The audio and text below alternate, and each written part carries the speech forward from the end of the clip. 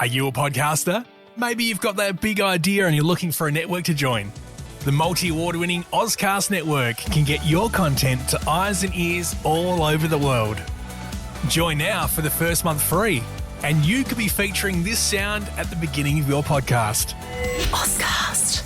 Simply head to ozcastnetwork.com for details. Ozcast.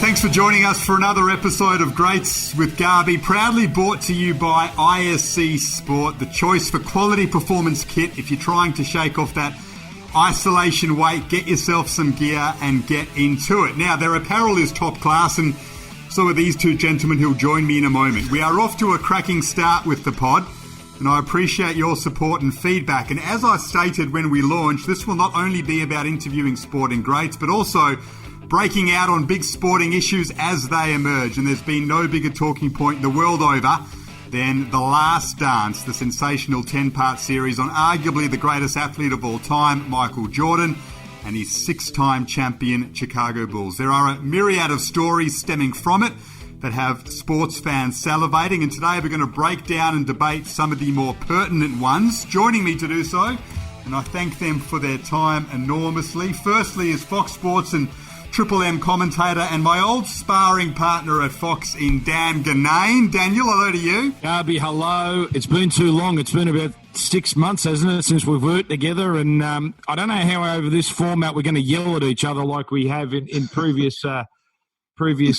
we've got a third person, so I don't know how this is going to work. But no, it's a pleasure to be with you, Garby. It's been too long. I'm sure we'll find a way. Joining him from Channel 9 and also Triple M is a man who has covered NBA Finals series in the past, as well as working on the coverage here in Australia on the NBL, so he is well qualified. Sebastian Costello. Hello, Seb. Garby, Dan, I'm already feeling like the Scottie Burrell of this team, so go easy on me. I'm keen to chat about Scottie later on. I think that might be a talking point that could well divide opinion. But before we get into some of the singular issues, your overall takeaway of the series. I mean, we all know it was brilliant. But what resonated with you most? What did you take away, be it from MJ or the team as a whole, that stood out more than anything else, Seb?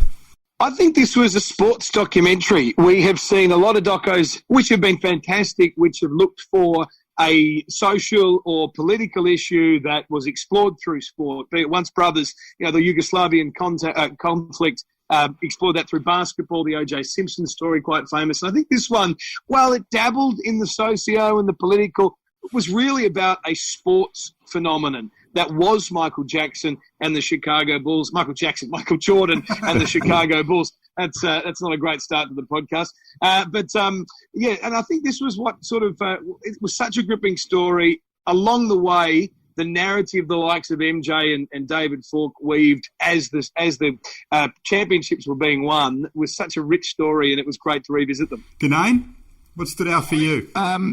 Look, it was spectacular television, and every Monday night I watched both episodes and then watched the repeat. I watched the repeat the next day. So I was as invested as anyone watching, and it was brilliant television. My concern from the outset was that Michael Jordan was essentially executive producer, and I thought, well, how is this going to play out?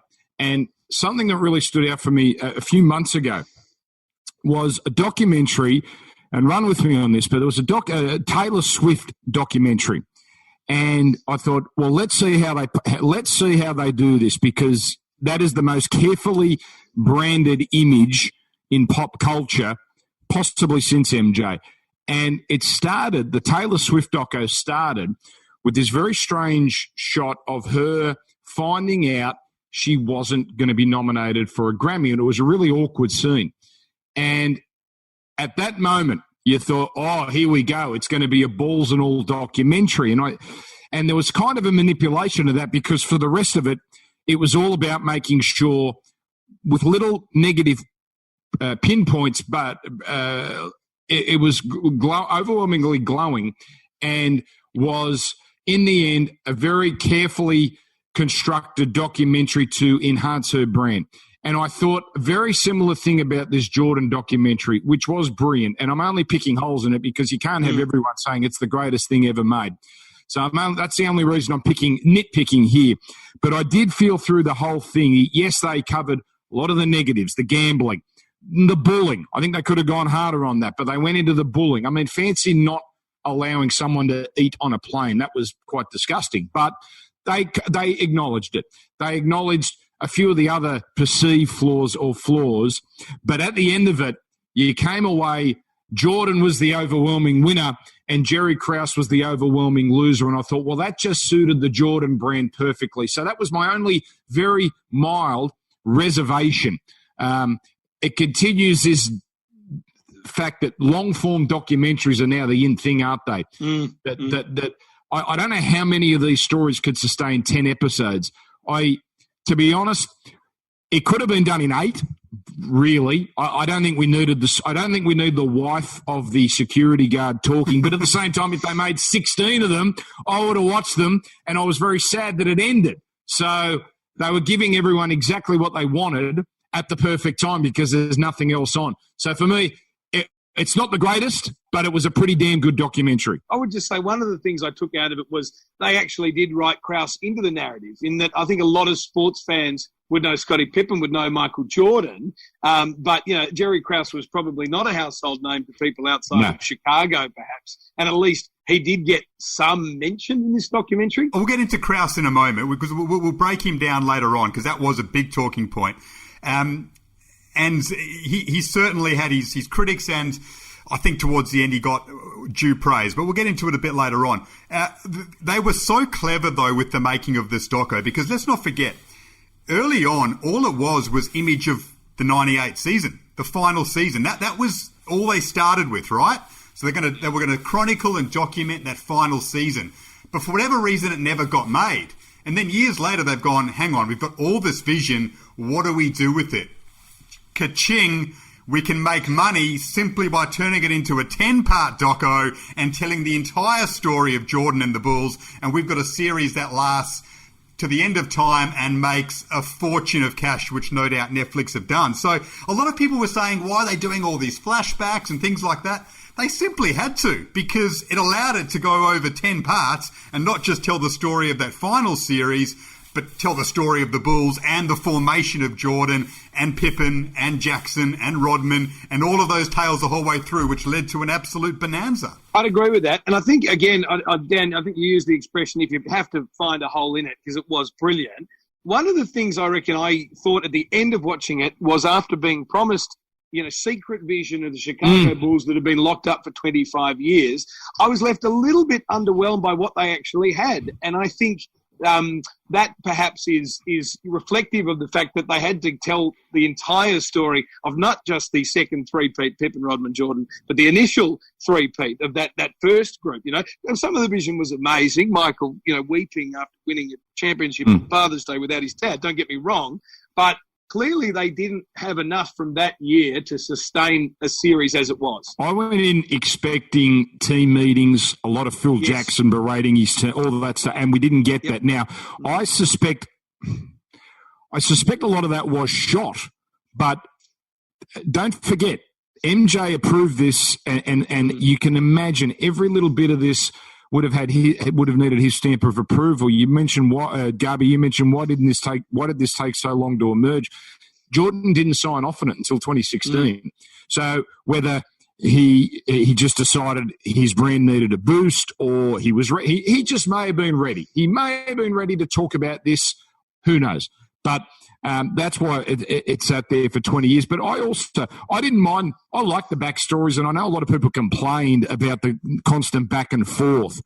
I actually enjoyed that as a bit of a trope of the series, because we've all seen 100 sports documentaries, and if it was a simple, here's a guy from a poor family in North Carolina who made it, that's a very meat and potatoes way of telling the story, and that's been done to death. So I admire the way the director shot back and forth, and the backstories actually gave context to everything that happened. You needed to know what happened with the Pistons. You needed to know that Jordan was a 35-point per game scorer, and basically it was a one-man team. Like you needed all that context to elevate, I suppose, things like what Phil Jackson brought to the team and the toughness. And after the Pistons series, you understood why Jordan, built his body physically, but how he became so tough mentally. So I thought from that perspective, it only made it better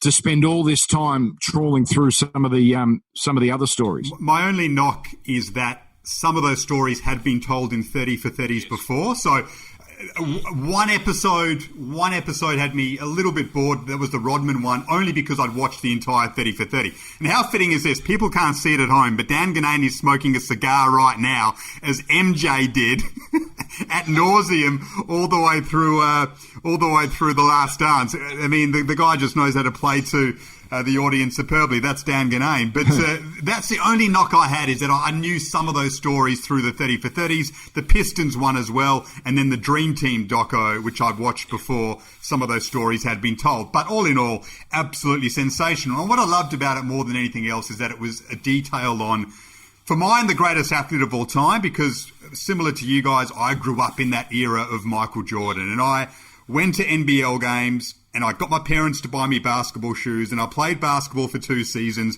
and I bought basketball cards and wasted stupid amounts of money on them purely because of Michael Jordan. Like, it was a direct flow down, right? And then we got to actually sit there and study what made this guy so ridiculously special and successful, and the competitiveness of the man just completely, Seb, blew me away. I found it inspiring, I do have to say, and I think we as guys who work in the media are aware of the reputation enhancement, shall we call it, that goes on in sport, right? But I think Jordan is one of these special athletes whose craft and self-belief puts him on another level to a lot of sports people. And so from that perspective, I just thought somebody who, and I know we're going to get into how he treated his teammates, but somebody who refused to accept anything but excellence was inspiring. And to go to your point, Garby, too, talking about great sports people, people have been throwing up Muhammad Ali v. Michael Jordan. And my argument was, even though boxing, of course, is a much more physical sport, if you just look at the numbers, the number of nights that Jordan had to provide excellence is hundreds more than Ali. Now, I know they're totally different sports, but you want to talk consistency of greatness. In an 82-game season for 13 years, Michael was there. I think we can all accept that he was a bully, but at the same time, he was never hypocritical. He was never two-faced in his ambition and why he was the way he was. And I found myself all the way through this documentary thinking, okay, he is like this. But the seminal moment of this doco was the end of episode 7, when we had him crying and saying, this is who I am. This is the way this is the only way I know how to win. And if that wasn't good enough, if that was too much for someone, well, so be it. So I thought, well, okay, this is clearly a driven man, and you cannot criticise the fact that he would go to places mentally and physically that no one else would go to. So when he asked his teammates to push themselves beyond places they thought they were capable of, and at the detriment of friendships and at the detriment of, human decency at times, you understood where that was coming from. And I always thought, well, maybe it's because we're not Gen Y or millennials. I had no problem with most of the way he went about things. Yeah, no, there's that old line, it ain't bragging if you back it up. And, Michael was able to demand of his teammates because he was going out and getting 30 himself and, winning not only MVPs but Defensive Player of the Year as well. He was a guy that was walking the walk as much as anyone. It's the competitiveness, though, that completely astounded me. Like, yeah, for me, he's the greatest athlete I've ever seen. The only person I've seen have a bigger impact on the world is Tiger Woods in terms of actually taking a sport to another level. So that's the only other one that comes close to me. Achievements are a major part of it, but the impact you can have, that's a huge part of the debate for me. And Tiger's the only one who challenges Jordan in the era that I've been alive. But the competitiveness of the man completely blew me away. Like, why a guy who has that much money cares about $20 on a golf course? I mean, I get why he's like that, because that's why he's the greatest of all time, arguably. but it's still unfathomable to me. Why would you occupy your mind like he did with those sorts of little battles, like throwing a coin against a wall and winning $2 in a game of blackjack against a mate and winning a game of golf, when there's so much pressure already to win every single night and then go and win the championship? How did he occupy himself with all of it and not mentally break down? It's fascinating. I also couldn't believe, and I'd seen this before in the Dream Team doco, that this bloke could play 36 holes of golf and then turn up and score 35 and do what he did, or gamble all night. You know, that was one of those negatives they threw in there. At least they acknowledged it. And again, I'm there thinking, if the bloke's turning up the next night and blowing the opposition away, I don't care if he's up till 4 a.m. playing blackjack, or whether it's midnight or 2 a.m. or when it didn't, you know, with Jordan, it was always, what was the final outcome? And it was a very simple binary way. Either you're a winner or a loser. And if you're a winner, everything else is just merely prologue in the pursuit of victory. So, most of this, I found myself on Team Jordan thinking, oh, well, if this is what he needs to get himself to a certain place, if he needs to invent slights, if he needs to invent criticisms that didn't even exist, God bless him. I think that's right, Dan. And ultimately was guys like Scottie Burrell, even Luc Longley, were they spoken to in an appalling way? Probably. But if you're Scottie Burrell and you've got an NBA ring on your finger, or you're Luke and you've got 3 of them, you're probably not too worried that your feelings were hurt in a practice or 2. Yeah, I mean, that's the key point. I mean, we wouldn't know who Bill Wennington is. We wouldn't know.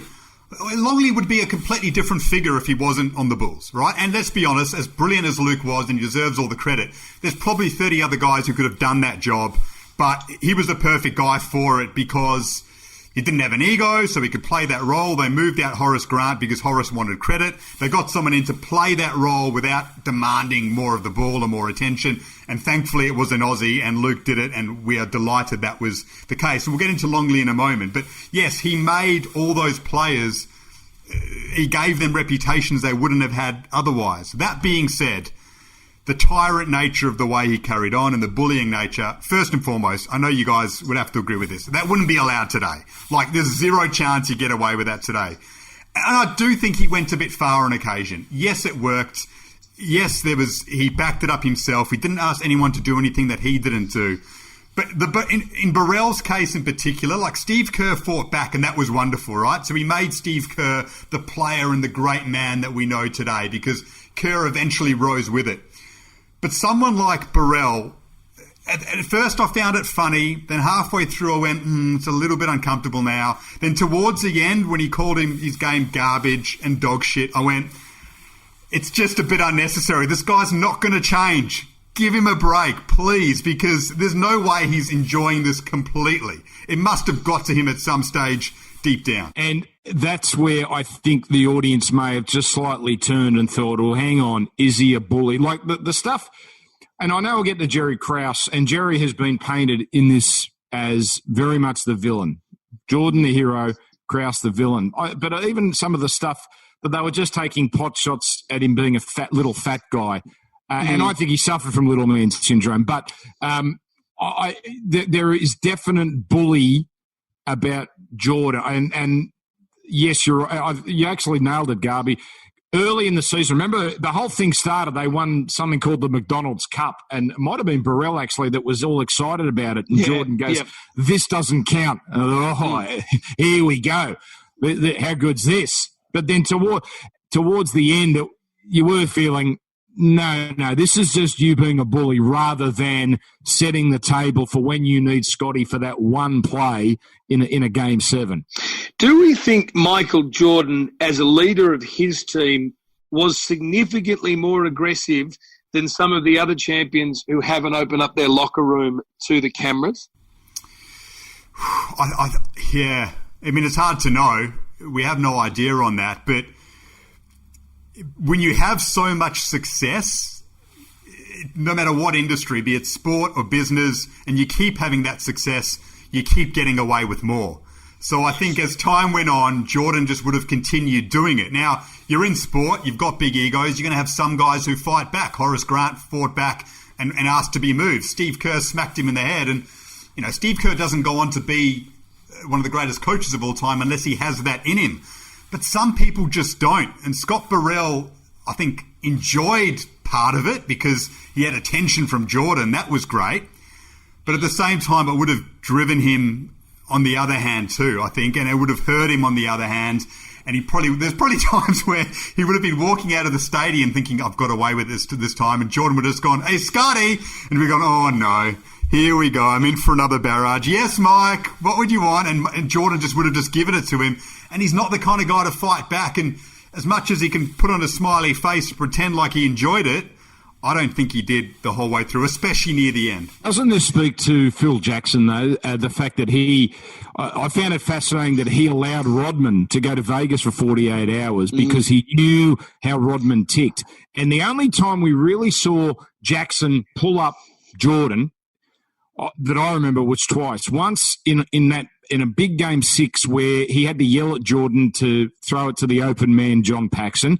And the other time when he punched Steve Kerr was the only time we understood that Phil was upset with Jordan. He had to punch a teammate in the face for Jackson to say, no, that's too far. So if Jackson is the Zen master and the great leader of men, it's interesting that they kept winning and they kept winning and kept winning, and he just kept giving Jordan all this rope and very rarely, if ever, actually pulled him up on it. It's great man management, really. And look, the positives way outweigh the negatives, so you can't knock it too much. But Luc Longley was one of the players who suffered at the hands of Jordan at times, and obviously from an Aussie point of view, it was a glaring omission from the doco. In the States, they probably didn't notice it that much and discuss it that much, but obviously we do. The lack of Longley, Seb, I know you spoke about it with him before an NBL game not too long ago. What do we make of it? Is there anything more sinister to it? Was Jordan wary of what Longley might say, being on the other side of the world, out of sight, out of mind? He can get away with smashing Jordan. What do you make of the lack of Luke in the doco? My personal view is no, there is no conspiracy theory. I think the producers have been on record saying it was their decision not to interview Luke. They said it was a budgetary choice. I'm not sure that necessarily flies, but I can understand if they just thought, we've got a large number of the team. Do we really need to go to the trouble of going to Australia to get Luke? And the decision was made that that's no. And I think partly is there were no sort of key stories as far as I knew from. I mean, you know how this works, Garby and Dan. You tell the stories largely based on what pictures you have when you're making a documentary. And Luke doesn't really feature in any of those key moments on the vision that need explaining. Okay, maybe you could go into how he felt Jordan treated him, but you had that element already covered with Burrell. I know Luke, from having spoken to him, does not have any resentment, at least in the conversations I've had with him to Michael. He said on record, he dragged me to 3 championships. So, he, at least in hindsight, is able to see there was almost a sense of necessity in Jordan goading him and pushing him and making him a 3-time NBA champion. The other part, Garby, to your question is people, feel like, given that Luke has not done any interviews about the documentary, some people are trying to ask whether he's dirty at not being asked. And I don't think he is either. I just think his view is, I've written a book about the Bulls. I've done countless interviews about the Bulls. I'm not a part of this documentary about the Bulls, so it's not really my job to talk about this particular show. The director, Jason Eyre, said they reached out to 106 people to speak in this documentary, and they got 106 yeses. Are you telling me that Luc Longley is not worthy of being in the 106? I think there were. I think Karl Malone said no. If I'm not mistaken, I think Karl Malone said no, and there may have been somebody else. But am I saying he's not worthy? No, I'm not saying he's not worthy. No. I'm just saying I don't think there was a great loss, or I don't think he was needed, perhaps. I don't buy that. So that's the excuse they've gone with. I don't buy it. You at least. You make the trip to Australia. This thing has netted them something like $25 million. You could have afforded a trip to to Western Australia or wherever Luke is to at least explore. I mean, one thing we know Luke for is the fact that he does have candor and he's pretty honest. And it's well known that he had many running battles with Michael, along with Burrell, along with Will Perdue. So you at least go to him and ask him. And I found actually, I was pleasantly surprised how often we saw Luke in the general vision. Often he'd be getting, little passes from Jordan the assist. Yes, okay, you're right. That team, anyone could have stood in the paint, and it probably wouldn't have made that much of a difference. But no, I thought there was a little bit more sceptical of the fact they didn't go to Longley. I think we all agree it can't be budgetary. You can't have something this complete and just say, it was too much of an effort to go to Australia. Give me a break. No, it's not budgetary because we all know in the media, you can hire a stringer. We've all experienced this before. You send the specs to the stringer of what it's meant to look like, the shot you want. It would cost you $2,000 for a 2-camera shoot and an interview for a day, and you've got Luc Longley back on all these issues. It may have been, though, I'm on both sides of the fence. It could have been a bit of Jordan saying, I'm not sure about it, and then going, you know what, we've got Wennington and Perdue and Paxson and Cartwright and BJ Armstrong, all the exterior players who all speak so eloquently. I just can't be bothered organising it in Australia. It just might have been that. It's just too much trouble. He's not that outspoken. It's not going to add that much. Jordan might get annoyed at a couple of things. Just leave it out and no one's going to really notice except for the people in Australia. That's my hunch as to what probably happened when they had the discussion from a production point of view. But there might have been something more sinister to it. The roller coaster with Scottie Pippen was really interesting. I mean, You felt sorry for him early because of his crappy contract compared to what he should have earned.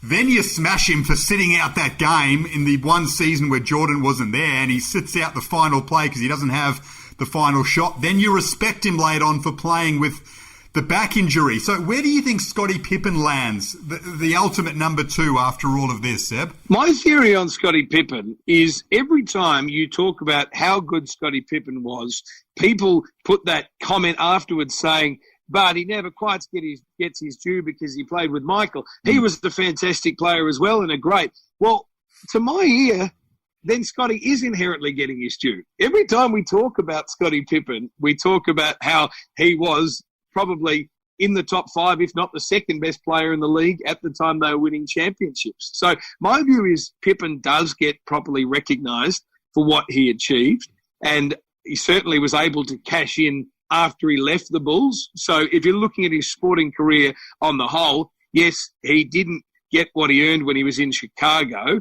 but he arguably received something that means he'll be very comfortable for the rest of his life, which is 6 championships to his name. I found Scottie and the way he was portrayed in the doco as the most fascinating character in this whole documentary because Jordan was hero, Krause was villain. It was very obvious how those particular characters, Rodman was the wild man. Scottie, though, what the director did, which I thought was marvellous, was basically he's left the decision in you, the viewer's hands, because there's plenty of material there to suggest that, yes, he was underpaid. He came from a horrible upbringing to have a father and a brother both confined to wheelchairs. And there were some other things there that you thought, oh, geez, I feel a bit sorry for this bloke. But then you counter that with the sulking that seemed to be an ongoing theme, and the fact, and I thought this was one of the big revelations, that he sat out the final play of a match because Kukoc was given the final shot. And that was the chance. That was the moment for Pippen in current day to say, yeah, no, I got that wrong. But to say, I would do it again. And I thought, wow, you've just turned yourself into you've been handed the greatest platform to say I was immature, heat of the moment, I got it wrong. And then you also had the migraine game where he came across as soft. Now, I've never had a migraine, but anyone who's ever had one tells me it's the worst thing and you cannot function. And yet in the final episode, the very final episode, he was redeemed somewhat because he had a crook back and yet he came out, fought through it. So it's hard to call him soft. So I thought Pippen was the most complex of any character that was portrayed in this. Yeah, as I said, it was a roller coaster the whole way through and fascinating. I, again, could not believe that he didn't admit regret over sitting out that play because Kukoc got the ball and said he'd do it all over again. That smacked you right between the eyes, that statement, because you're starting to get some sympathy for him when you hear about Bill Cartwright crying and Pippen saying, I'm sorry, he was in tears as well. And all these years later, he says he didn't regret it. Incredible. What I will take away as well from Pippen, similar to what you said, Seb, is that my estimation of him as a baller went up enormously. Like, we knew he was great. Yes, he belonged on the 92 Dream Team, Hall of Famer, but there was always that, but he played with Jordan. When you watch back some of the footage and you see how he went in that season without Jordan, you go, hang on, Scottie would have been a superstar like a Reggie Miller, like a Malone, like all these other guys on his own as well. But he wouldn't have won the championships without Jordan, of course. But he was still a sensational player. Jerry Krause, that's just what a fascinating sporting personality. I'm not sure. Yeah, this is one of the great revelations of the documentary. This little fat man with fat short man syndrome who put together one of the greatest sporting teams ever assembled and wanted so much credit for it, and that almost tripped him up. Steve Kerr summed it up best, the genius that is Steve Kerr, saying he just couldn't get out of his own way. Had a tendency to give himself a black eye, didn't he? And that cringy footage where he tried to infer that he'd been misquoted in the most unconvincing way, saying that a word had been left out of the key quote that is, what was it? Players don't win championships, organisations win championships. Yep. I think I'll go back to your comment, Dan, about making the villain, and I agree with that. But I also think if it's one thing this documentary did, it, at least for people around the world, wrote Jerry Krause into the Chicago Bulls story. No, that's true. Oh, and he had to be there. The fact that, it's absolutely nuts. And I'm not defending Jerry because even though I think it's a very binary way he's been portrayed here, it's his own fault. To say to Phil Jackson, you can go 82-0 and you're not going to be here next year, it's just absolutely bonkers. Now, history dictates that it was a mistake to break up the team. Now, I personally, you saw in that Utah series at the end, they were so tired. The tank was just about empty. It's unlikely that I don't think they could have won a seventh. Of course, you never know with Jordan. But this guy had the vision to have Jackson come in as coach.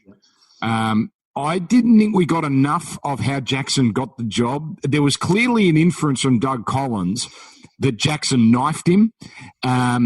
And I would have liked a little bit more exploration of that, but that's okay. We got the inference. That's fine. And then to build the team once in 91 and then to build the team again in 96, to bring in Rodman. There are not many general managers that would have the balls to bring in such a figure that could blow the whole thing up, but yet it actually enhanced them. So the man clearly knew what he was doing. Now, he got it wrong with Tim Floyd and whatever he did afterwards. But it's funny, you said he was misquoted, the team organisation thing, but then after one of the championship wins, he's interviewed by NBC, very clearly saying, this isn't a victory for the team, it's a victory for the organisation. Jerry, that's the one time you just say, you know what, we couldn't have done it I'm very proud what we've put together, but we couldn't have done it without Michael. And it wouldn't have been that big a blow to your ego. So, yes, he's only got himself to blame. I would have liked to have seen a family member of Krause, perhaps, because Jerry's dead. He died just around the time they started production. So, there's nothing the makers could do about that. I would have liked to have seen a family member, but say la vie. Just to quickly wind up on Dan talking about whether they could have gone a seventh. For me, I don't think they could have gone a seventh, and I think Dennis Rodman's the key to that. I just reckon he was a time bomb that was about to explode if they forced him to go around again in 98, 99. Yeah, I think you just let the team take its natural course, and if they don't win one, well, then you wash your hands with it and say, well, we've gone now, and now it's time to rebuild, rather than trying to force the issue, which was clearly a mistake and disrespecting those greats. He also backed Kukoc, Jerry Krause, ahead of his time on that. very few European players at that stage. And he was ahead of the curve. He had foresight that these guys could make it and also deliver great money to the organisation, etc. And now, of course, European and world players are a dime a dozen in the league. So he was definitely a sports visionary with a wonderful eye for talent. He got bullied by Jordan and Pippen. I felt sorry for him in that sense because he did put it all together. Yes, he deserves enormous criticism for some of the things that he said and the way in which he acted. But, you know, it doesn't happen without Jordan, doesn't happen without Jackson. You could probably put Krause in there as well for being the man to put it all together. So he deserves a lot of credit as well. The background players I loved. I just loved hearing from all of them. I thought they spoke so eloquently. Who was the one that stood out for you the most, the one that you really enjoyed hearing from above all others, boys? Bill Wennington for me. I just think he was a guy who was a total bit player, really. But he's the guy who is the first one in the documentary to say the expression, the final dance. And I think it's a great lesson from a storytelling point of view in that a guy like Bill Wennington, who isn't spending that much time on the court, is observing everything so much more than people who are playing huge minutes. And so, you know, he really shines in that role. Yeah, they were all good. I love this. Well, I was captivated by the Steve Kerr story. I knew what had happened to his father, but I never knew in such great detail, step by step. So I'm glad they did the backstory on Kerr. I mean, the whole backstory was basically for one shot. That one shot that he made in Game 6, but I thought it was completely worth it. Now, the one that grabbed me was BJ Armstrong, actually. Yeah. I thought that this is a really interesting guy who then felt like what it was like on the other side to go up against Jordan. But no, I actually found BJ probably the most captivating of all the second-tier characters. I love BJ as well. I mean, Horace Grant's a wonderful addition because he was a bit of a villain, you know, gave it back to Jordan, didn't like the fact that he didn't get any credit, didn't like the fact that he was just meant to play a role. He wanted to be a star, which is why he left. And he subsequently come out and made some comments on radio in the States, which has made big news, saying that part of the documentary were lies and that it was edited by Jordan. It didn't tell the true story. So he's really come out strongly against parts of it and MJ at the end, and I admire him for that. So he was a great character. Paxson, Cartwright, fantastic. I'm with you though. BJ, I thought he spoke so eloquently and you just love watching him go about it. For me, he was leading round the straight by a length, and then Steve Kerr goes to the outside and goes 4 lengths past everyone. Just brilliant, that backstory. And the way in which he spoke about his father, that speech they show at the end, where at the parade, where he says, you know, it was all a plan. Michael didn't want the final shot. I mean, just genius. And the thing about Steve Kerr is he's very outspoken on political issues in the States. He's very outspoken against Donald Trump, similar to Greg Popovich.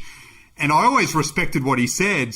And now that credit's gone through the roof because he comes from a political family, which you didn't necessarily know about, and has just added layers, I think, to the genius of Steve Kerr, and that was just brilliant to watch. There's a phenomenal story. The New York Times did it around the time Kerr was becoming recognised as being the phenomenal coach that he became. Great team, of course. But that Kerr was living in Iran himself for a time and was heading back to America, and he was on a tarmac when there was a violent military incident. And so everybody was forced off his plane. A couple of American Marines was actually taken to the tarmac to try and protect the passengers. And then in the end, Kerr managed to get home. And a few weeks later, the Marines involved were killed. And years later, this American journalist who sat down with Kerr from the New York Times had a photo of that Marine Corps. And Steve could pick out the faces of the guys who had sheltered him that day on the tarmac and just broke down in tears. It's a phenomenal read. I recommend that. If I can switch gears to a far more lighter moment too, I reckon the best 10-second cameo, even 5-second cameo, particularly from a man that was a bigger part of the story than he was allowed to be, was the beanie-wearing Ron Harper talking about playing for Cleveland and being told, you're not going to be checked in to guard Jordan. I think that quote just stuck with me for the whole series. Oh, poor Craig Elo. Can you imagine where he is? How he would have thought watching that, thinking, did you really need to throw me under the bus anymore, Ron Harper? Thank you very much. So true. The little cameo that I liked, I mean, that's a great story that you've inserted. Bobby Knight's quote, which for me I think just sums up how great Jordan is in 1984 after coaching him at the Olympics, before Michael Jordan has played a single minute of NBA basketball, just before he's introduced to the league, says he's the greatest basketballer I've ever seen.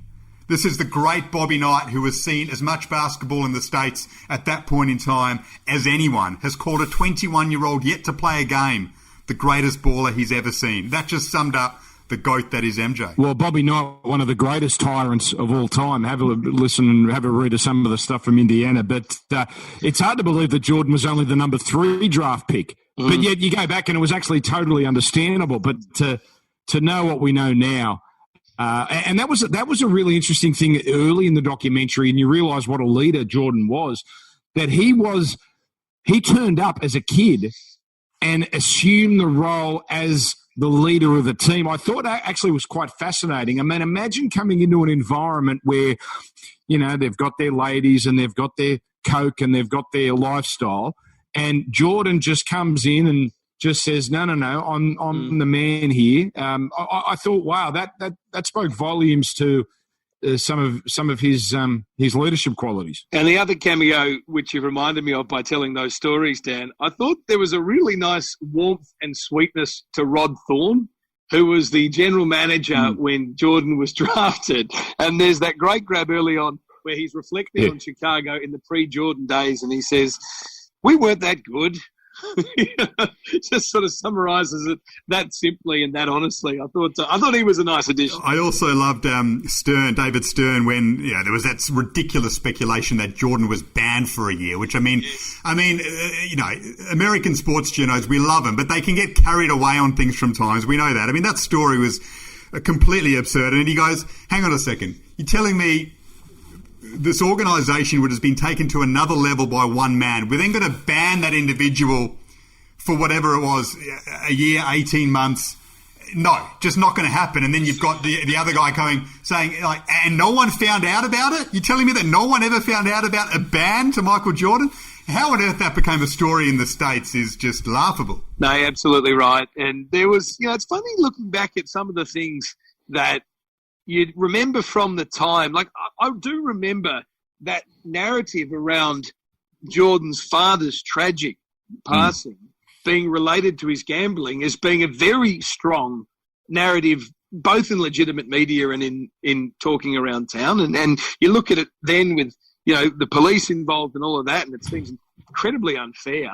And this was, I guess, as you say, this was where the documentary really shined, is where it kind of just threw up these anecdotes and nuggets and explored these things from long ago. Yeah, well, what was the quote? I can't remember who said it, but said, David Stern is one of the greatest capitalists ever. Do you think he's going to give up his meal ticket? I thought, well, when you say it like that. And then when you see how drained he was, the stuff with the father, and you understood. I saw that, Garby, you would have seen this, the Maradona doco, and you just, the relentlessness of always being in the fishbowl. Yeah. You could understand at the end of the 3-year run why he just needed a break. I mean, he was still in the fishbowl when he played for the Birmingham Barons, but I could totally understand why he'd just walk away. Yeah, completely at that point in time. When you realise now what his father meant to him, and that was the other brilliant part when he's having, and his opponent's name escapes me now, that one series where he's struggling and there's an opponent, Gary Payton, when Payton's got the better of him for a couple of games, and Payton's riding on this, if I'd done this earlier, we would have won the series. I had Jordan in my back pocket, the glove, and MJ's just gone, no, it wasn't Gary Payton. It's because it was Father's Day coming up, and his mind was somewhere else, and then once Father's Day came, MJ switched on and Gary Payton was left behind. I mean, you get a real appreciation, similar to Tiger Woods and his father, of just how close the connection was for MJ and his dad, and how much that impacted him, which I don't think we knew they were close, but we never knew to this extent. I think of all, you brought up Gary Payton, and his stuff was interesting. And that was one of the few times I actually thought, MJ, you could have actually given him a little credit. I know Payton is annoying and is full of bluster, but maybe for 2 games he actually did get on top of you legitimately.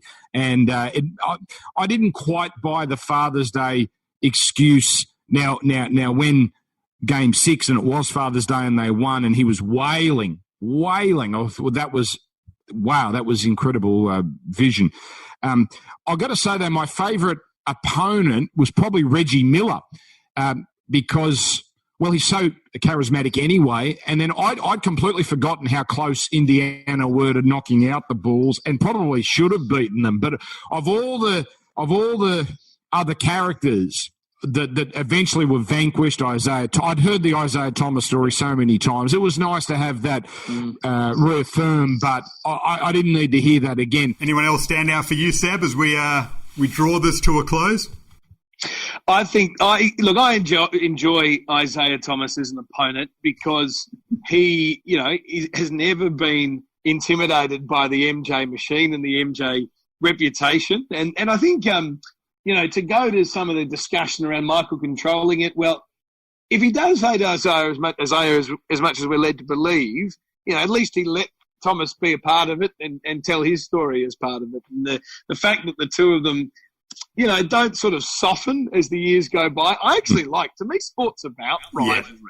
Yeah. I kind of get a bit sick when two blokes who've gone to war, can't get enough of how great the other two were. I like the rivalry to live on. So good on you, Isaiah Thomas. Yeah, and I'll tell you something, the director, and we've sort of had found little flaws, but I think there's something the director uses, a trick, I think is going to be now a staple of every documentary, and that is the playing of the interview to the protagonist and getting his instant reaction. He's done that before. He did that in a Ric Flair documentary, and it's actually quite brilliant. I can't believe no one's ever done that before, but I thought that was actually quite ingenious.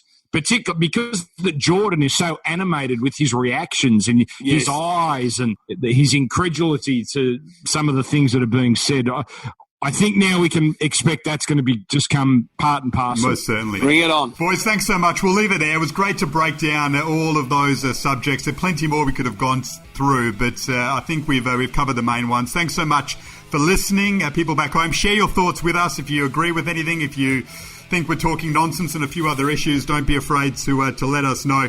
Seb Costello, Dan Ginnane, thanks so much for joining me. Really appreciate it. Just one thing you failed to mention. How good does Carmen Electra still look? She's 48, for God's sake. Unbelievable. Sneaky MVP candidate from the series. Also one of the great moments, because that's not told in the Rodman 30 for 30, when Jordan goes to Rodman's door and they're sitting on the floor completely naked. And he sprung him and he said, "All right, Dennis, enough's enough. Just get your ass to training, please." And Carmen's scurrying off to the other room completely naked. I told my wife this was a sports podcast, guys, so I've got nothing to contribute to this discussion. Boys, thanks so much. Really appreciate it. Good fun, Garby. Thanks for inviting me. See you, Seb. See you, Dan. Well done, Garby. See you, lads. All the best.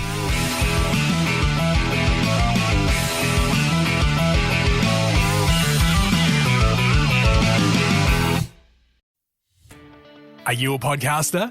Maybe you've got that big idea and you're looking for a network to join. The multi-award-winning Ozcast Network can get your content to eyes and ears all over the world.